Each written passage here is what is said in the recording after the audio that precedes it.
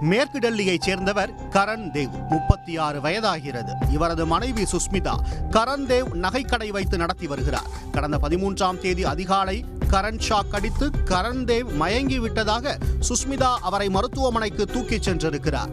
பேச்சு மூச்சில்லாமல் கிடந்த கரண் தேவை பரிசோதித்த மருத்துவர்கள் அவர் இறந்து விட்டதாக கூறியிருக்கிறார்கள்.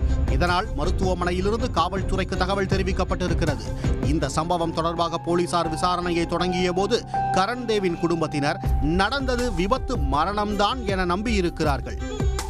ஆனால் போலீசாருக்கு அந்த மரணத்தில் சந்தேகம் வந்திருக்கிறது. காரணம் சுஷ்மிதாவின் வாக்குமூலம். இதனால் உடற்கூறாய்வு செய்ய சடலத்தை அரசு மருத்துவமனைக்கு அனுப்பி வைத்திருக்கின்றனர். அடுத்த நாள் கரண் தேவின் சகோதரர் அண்ணனின் மரணத்தில் சந்தேகம் இருப்பதாகவும் அண்ணி சுஷ்மிதாவுக்கு ராகுல் என்ற உறவினரோடு தகாத உறவு இருப்பதாகவும் புகார் கொடுத்திருக்கிறார். அந்த புகாரின் அடிப்படையில் போலீசார் சுஷ்மிதாவையும் ராகுலையும் பிடித்து விசாரித்திருக்கின்றனர். அதில்தான் காதலனோடு சேர்ந்து மனைவி கணவனை தீர்த்து கட்டிய பயங்கரம் வெளிச்சத்துக்கு வந்துள்ளது.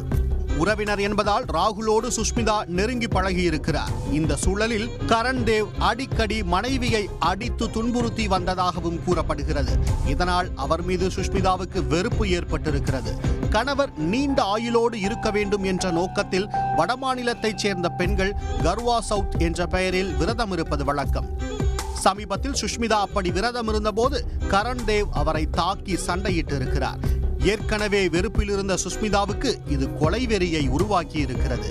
காதலன் ராகுலோடு சேர்ந்து கணவனை தீர்த்து கட்ட நினைத்திருக்கிறார். தூக்க மாத்திரை கொடுத்து மயங்க வைத்து அதன் பிறகு கரண் ஷாக் கொடுத்து கொலை செய்யலாம் என இருவரும் பேசி முடிவு செய்திருக்கிறார்கள்.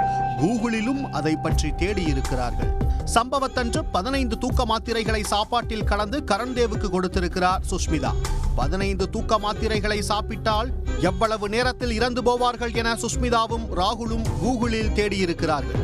கரண் தேவ் அசந்து உறங்கியதும் அதிகாலை கரண் ஷாக் கொடுத்து கணவனை துள்ள துடிக்க கொலை செய்திருக்கிறார்கள். பிறகு ஷாக் அடித்து கணவன் இறந்து விட்டதாக குடும்பத்தாரிடமும் உறவினர்களிடமும் நாடகமாடியிருப்பது விசாரணையில் உறுதியாகியுள்ளது.